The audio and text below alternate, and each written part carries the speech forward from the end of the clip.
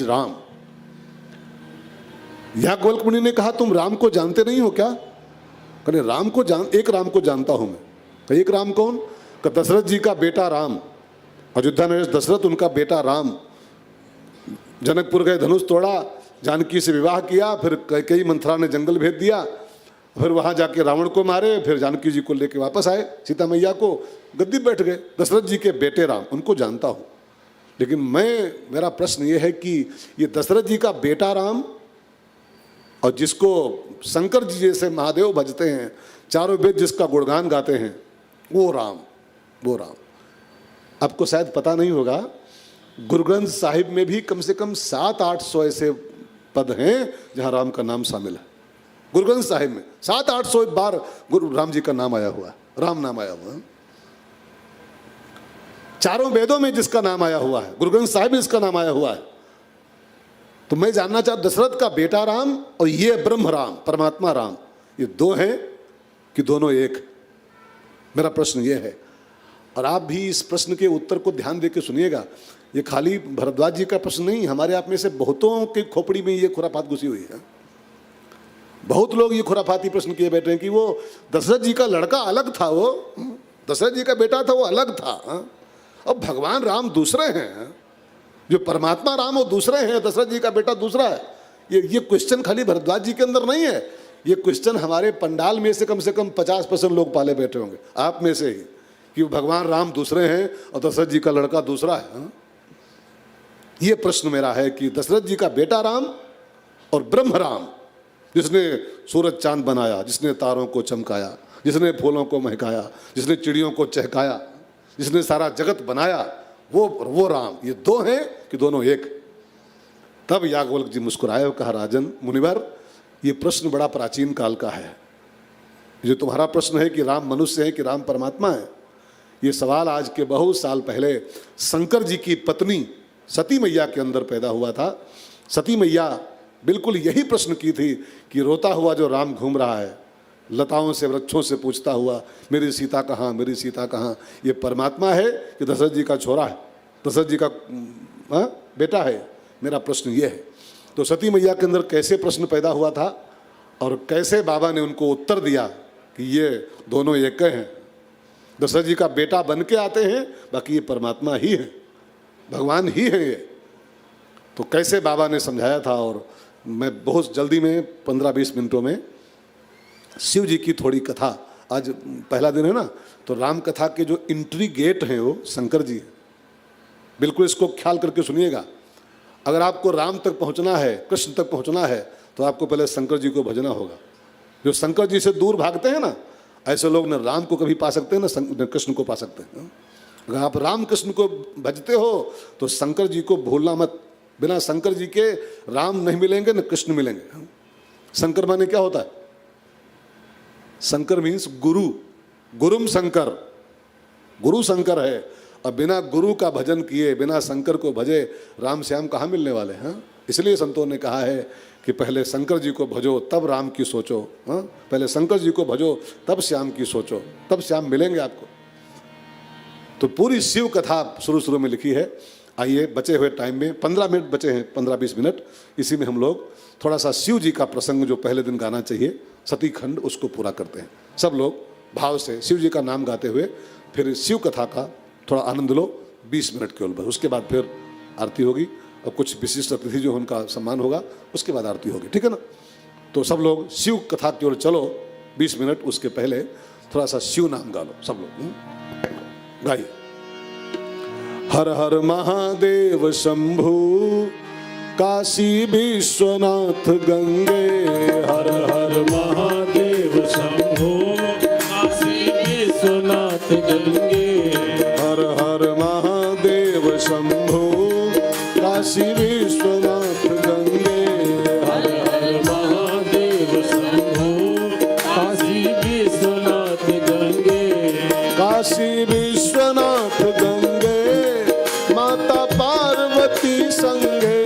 काशी विश्वनाथ गंगे, माता पार्वती संगे। काशी विश्वनाथ गंगे, माता पार्वती संगे। काशी विश्व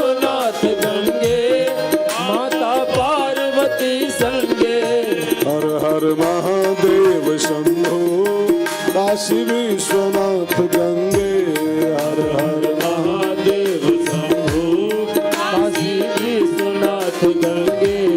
हर हर महादेव शंभो काशी विश्वनाथ गंगे।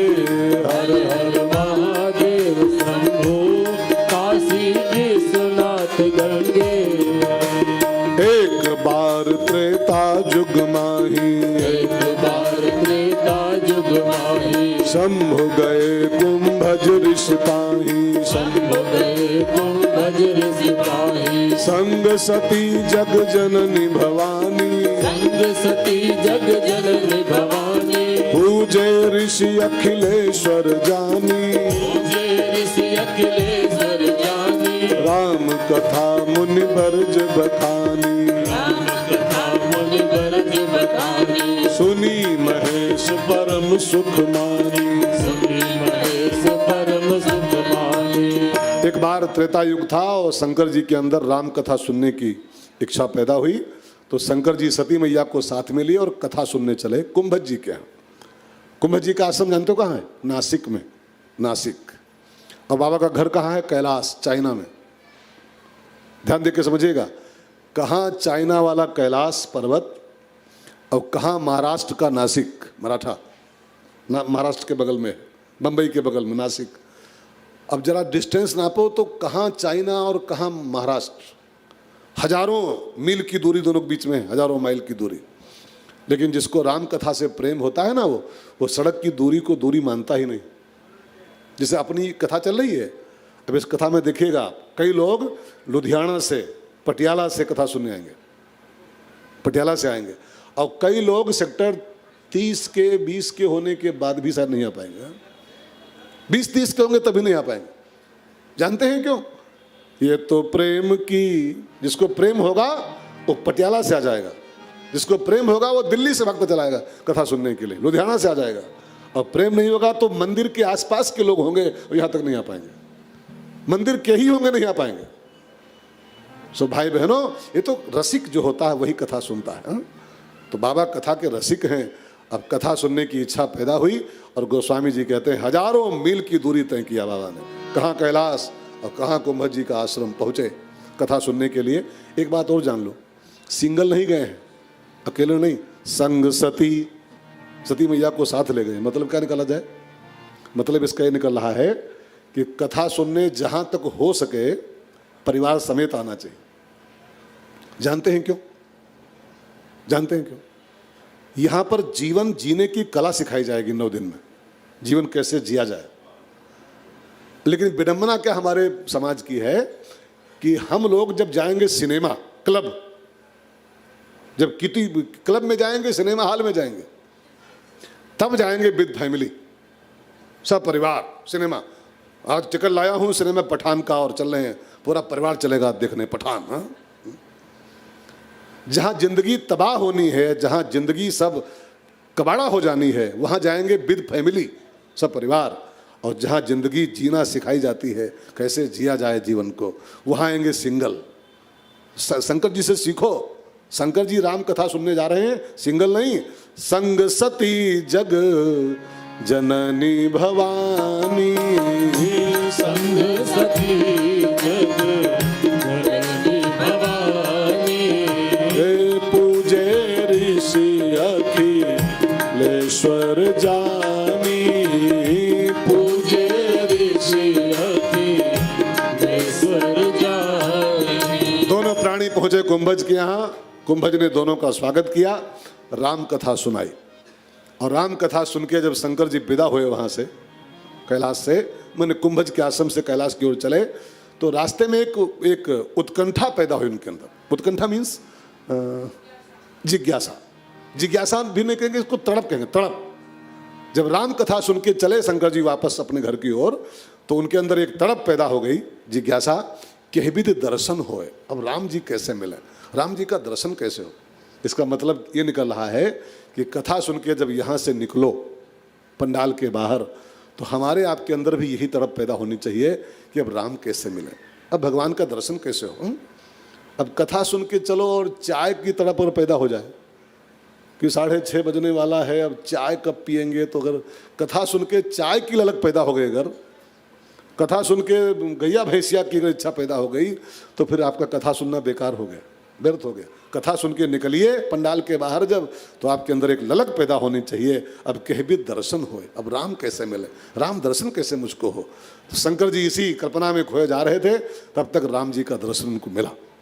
राम जी दंडक वन में रोते घूम रहे थे, सीता मैया का हरण हो चुका था, और राम जी लताओं से वृक्षों से पूछते हुए मेरी सीता कहाँ है, मेरी सीता कहाँ, घूम रहे थे। बस शंकर जी ने दर्शन किया, ऊपर से आकाश मार्ग से शंकर जी थे, दर्शन किया, और ऊपर से अपने प्रभु को पहचाने, मेरे प्रभु हैं, तो लीला कर रहे हैं, रो नहीं रहे, लीला मात्र कर रहे हैं। देखो, इससे कोई नाटक का मंच लगा हो और हरिश्चंद्र की बीवी रो रही हो बैठी, हरिश्चंद्र अपने लड़के की लाश वो कफन उफन मांग रहे हो, टैक्स दे, और वो तारा रो रही हो, तो रो नहीं रही है वो आपको लगता भले हो कि अरे क्या बेचारी, क्या रो रही है बेचारी, रोती थोड़ा, वो खाली एक्टिंग कर रही है, अपनी अभिनय कर रही है, हम लोग मानते हैं सही सही रो रही। तो राम जी लीला इस समय कर रहे हैं, रोने का नाटक कर रहे हैं। तो बाबा शिव ने शंकर जी को ऊपर से प्रणाम किया, आकाश से ही, नजदीक नहीं आए वो, आकाश से प्रणाम किया। और गोस्वामी जी कहते हैं, जय सच्चिदानंद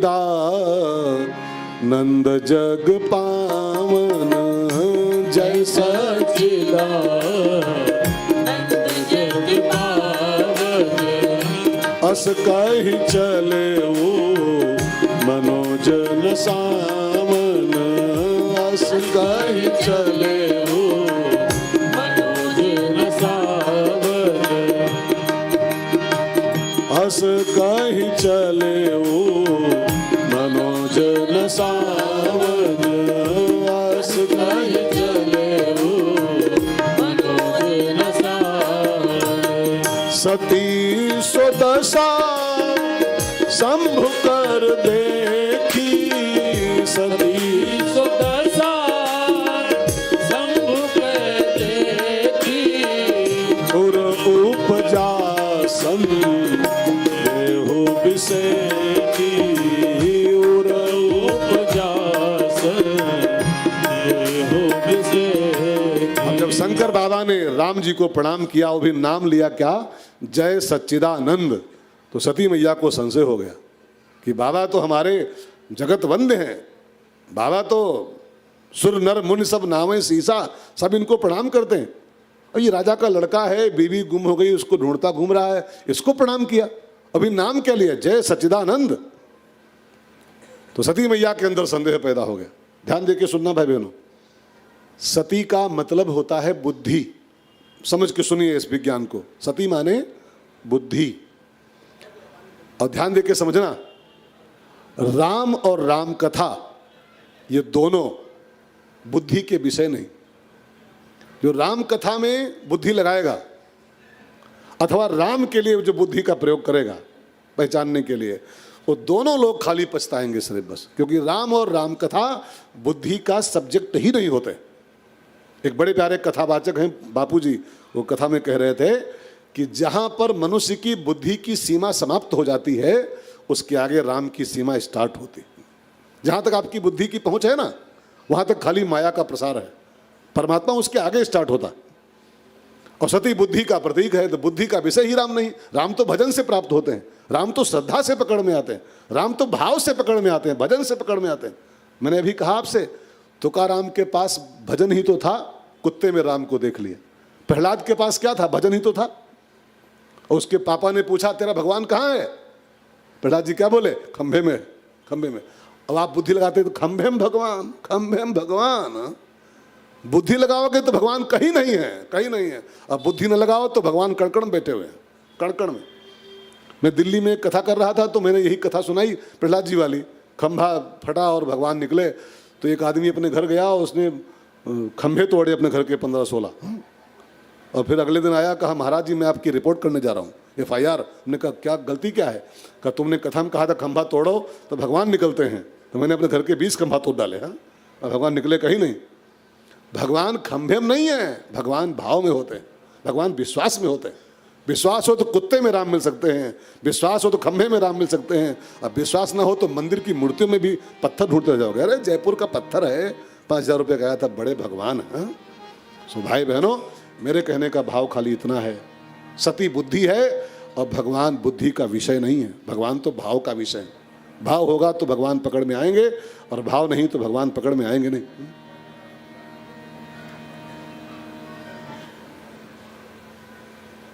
कहा महाराज बंद कर देगा? यहां सामने नहीं कुछ।